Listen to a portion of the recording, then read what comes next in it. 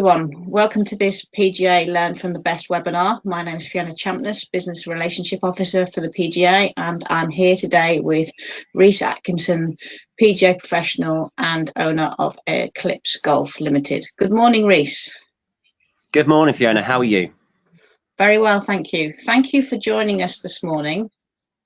You're We're going to take this opportunity this morning to just have a little look at your career in golf to date. So I do have a few questions for you, if you don't mind. No problem. First of all, how did you become a golfer, and what inspired you? That's a great question. I was always sporty, at school and that side of things. I always wanted to become a professional footballer, like a lot of kids when they're growing up. That didn't work out, so I knew I wanted to be a professional sportsman of some kind. So I just chose golf. So at 15, I was a 22 handicap and just kind of made this black and white decision that I'd become a professional golfer. So yeah, go on. Go ahead. So where did you start doing your PGA training? PGA training was in '96. In terms of my inspirations, it was people like Faldo and Watson and Hogan. I kind of learned as a junior, as a 15-year-old at Lingfield Park Golf Club. Sort of between 15 to 17, left school after A levels, worked part-time at a pub in order to sort of fund the practice, and then I went over to Charlton Park Golf Club under the head pro there at the time, Ian Dryden. Used to practice out of books because I think I was pretty late starting the game and needed to catch up. So I was had like Faldo's and Hogan's, the 5 fundamentals out with me, open on the pages with divots flying all over the pages, and just practicing as hard as I could in order to catch up with all my peers who were ahead of me. So I turned assistant pro at 26, and then I fully qualified in 99. Wow. Okay. So you were quite late qualifying, I suppose. What route did you take after qualifying as a PGA professional, and how has that led on to your current role? Yeah. So I kind of had a 3-year plan to see how good I could get. It's where I made that black and white decision about turning pro. It's probably pretty naive. Looking back on it to think I could, but I did actually manage to become a PGA professional, which is fantastic. And then I thought, well, let's see how good I could get. So I kind of had this 3-year plan. And while I was going through that, I did my 3-year training, turned fully qualified, and then I was approached by Callaway to run their European Performance Centre by Peter Harrison, who was the head of European Tour. I was actually dead set on playing, so I actually saw him 3 times before sort of succumbing to the temptation of a tripling of my salary. And that was where my 15 years at Callaway began, and the start of specialising in equipment design, technology, and fitting. So that took me. My roles through Callaway. I spent a year working as the European Performance Centre specialist, working with all the consumers, fitting equipment. I had the opportunity to work with people like Sevi and Monty. Lewis Hamilton, Alan Shearer, Robbie Williams, Jody Kidd, Stephen Hendry, all these people who came through the Performance Centre, which was great fun, great experience. And then I kind of worked my way up through the company. It was quite addictive, the new challenges that would come when you're working for a corporate like Callaway. I became supervisor for the UK demo team and the Performance Centre. I then became supervisor for the European demo team. I started to run what we called CPAS days across Europe. So I used to drive this van around Europe on my own with this system in the back called CPAS, which stood for Callaway Performance Analysis System. It's basically like a 65 grand research and development system. It's kind of the first TrackMan, if you like. It was stroboscopic, all camera based. And during that sort of time, we set up these days, very, very high end at that time, doing kind of like a premium demo day, if you like, but very fitting focused with all this technology and equipment. And that's really where my relationship started in earnest with the R&D team. So I traveled to the US regularly. I met with people like Richard Helmstetter, Alan Hocknell, Steve Ogle, experts and PhDs, scientists in their field, and really started to understand the ins and outs of technology and how it worked and how it was designed.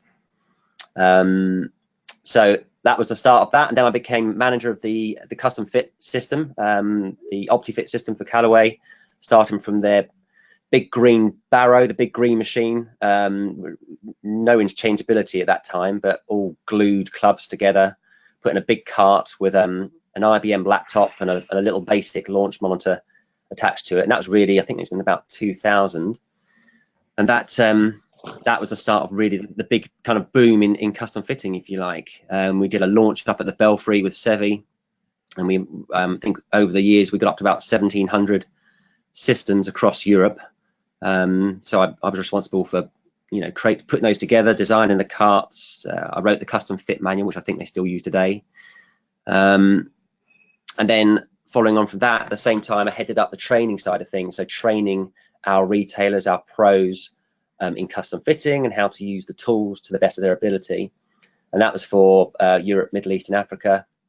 Created what we called the Gold Specialist Program, which involved creating the detail of the training, translating it into the different languages, creating videos, transcribing the videos. I then had to train the trainers, so the guys who would deliver it in language. I had to train those guys to deliver it in language, and then that rolled out annually for about 3 years, 10 different countries, 6 languages. So that was a great project, and that got me out and about, lots of market visits, and really understanding it from not just the Callaway or the OEM side of things, understanding it from the retailer's point of view and trying to create tools that really helped them do their business better. And that, at the same time, that led to setting up performance centres in St Andrews and Gothenburg, and some smaller centres in France, Spain, Dubai, and so forth.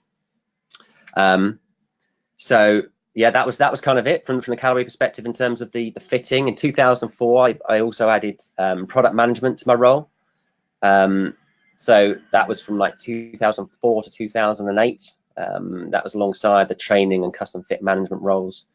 It was quite addictive moving up through Callaway.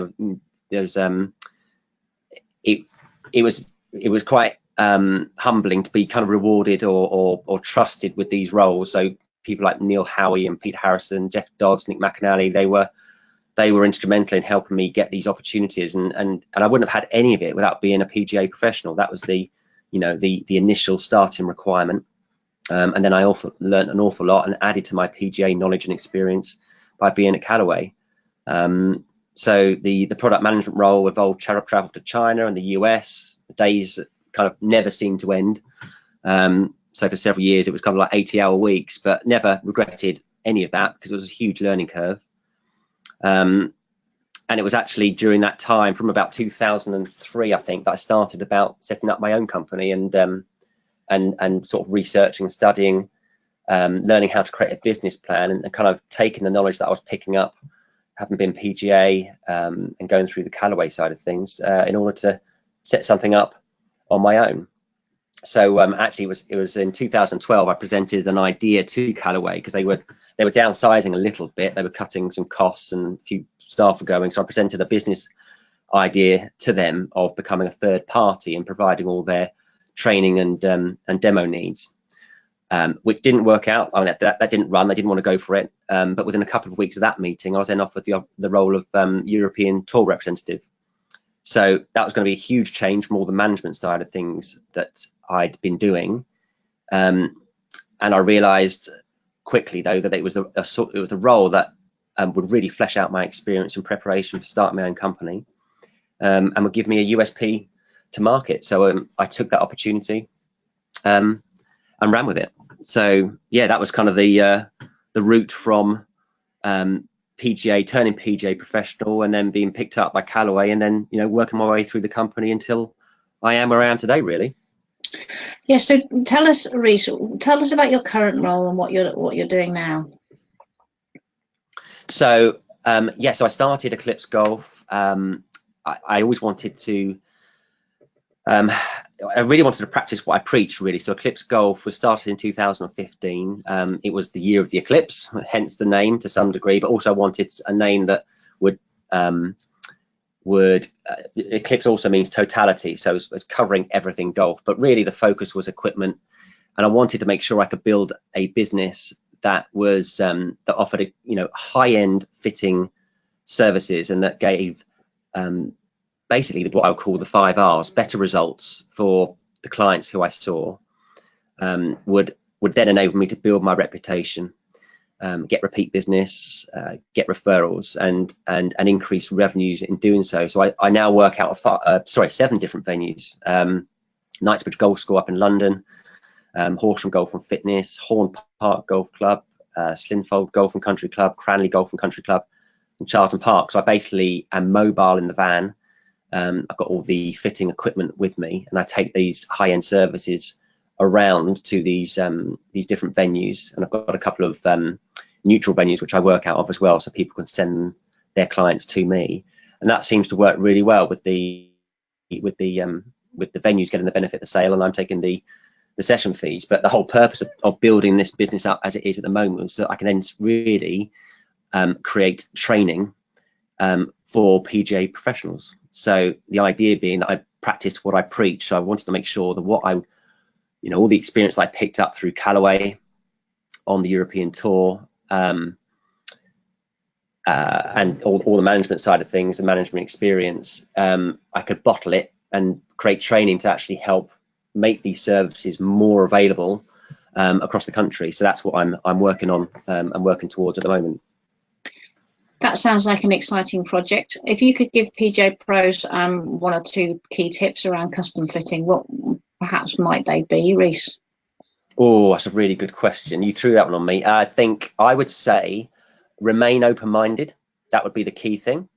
Don't assume you know it before you've seen the player hitting it, and don't be afraid to experiment.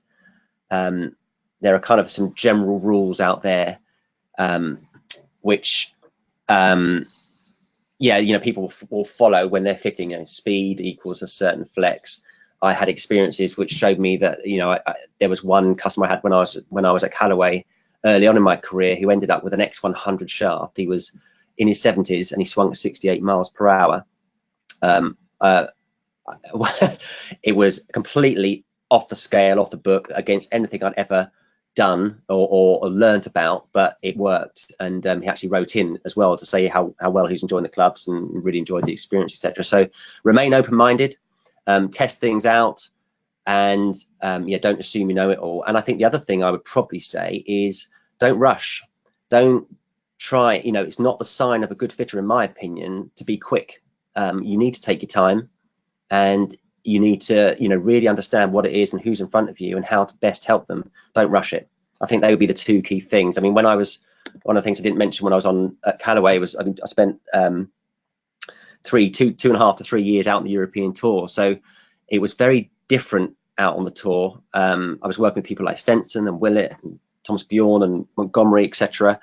And these players, as well as the more journeyman pros, you're working with them every single week, and you're getting to fine-tune them every single week. Now, when you've got a customer in front of you, you've got them for an hour, 2 hours, 3 hours, whatever it is you are spending with them, and maybe more than one session, but you've got a very limited amount of time, and these people are paying good money in order to get your advice and get the best equipment.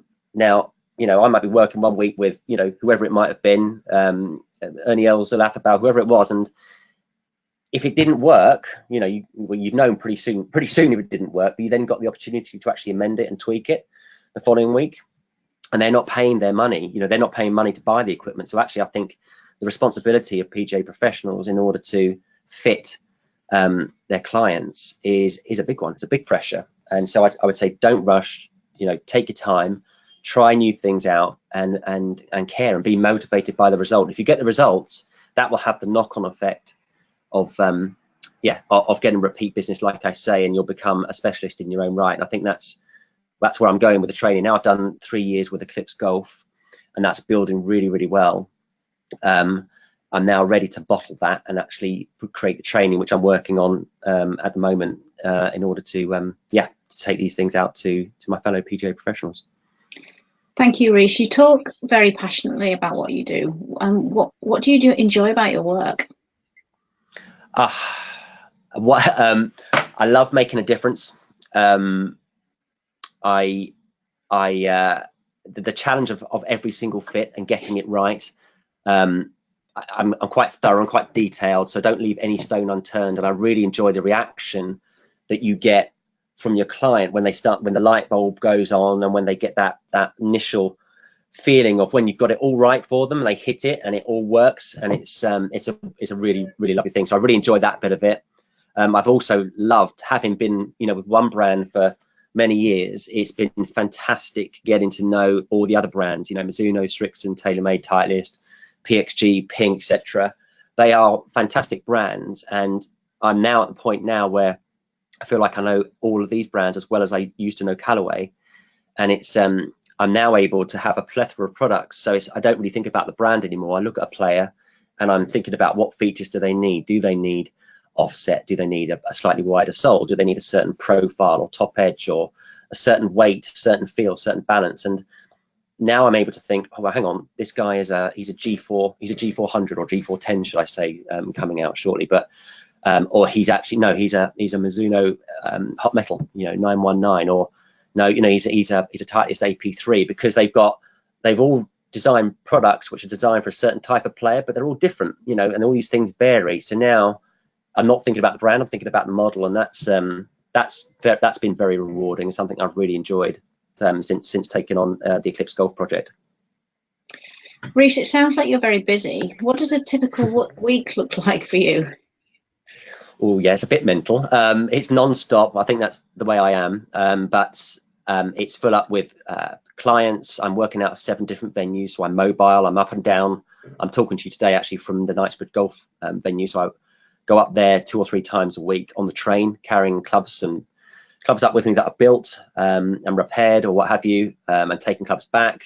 Doing fittings while I'm up here. It's an indoor centre. It's been here 65 years.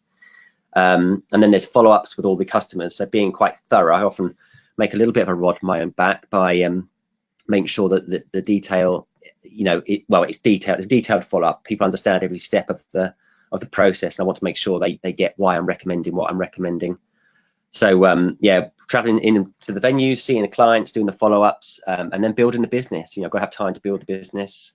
And the big thing I'm working on now is the training side of things. So yeah, I wouldn't say it's a typical week, but it's a mix of all those things. Rhys, it sounds like you've had an exciting journey throughout the golf industry and while being a PGA professional. What do you think's been your biggest success to date? Well, aside from keeping my family while doing all this, which has been, I think, probably the #1 success, but I would say it starts actually from becoming a PGA professional. I'm very proud of that. And, when I set out to do it, I didn't realize how challenging it would be, but I'm very proud that I did achieve it. And then I think rising up through Callaway, that, all the challenges, I met them and dealt with them and had some fantastic opportunities with Callaway. And then waking up every day. I always remember, I think it was Ian Dryden actually who said to me, success is waking up and looking forward to the day. And I can honestly say that's probably the biggest thing. I wake up and I can't wait to get going with what I'm doing, because I know where I'm going and where I want to go and how to do it. So I would probably class that as my biggest success.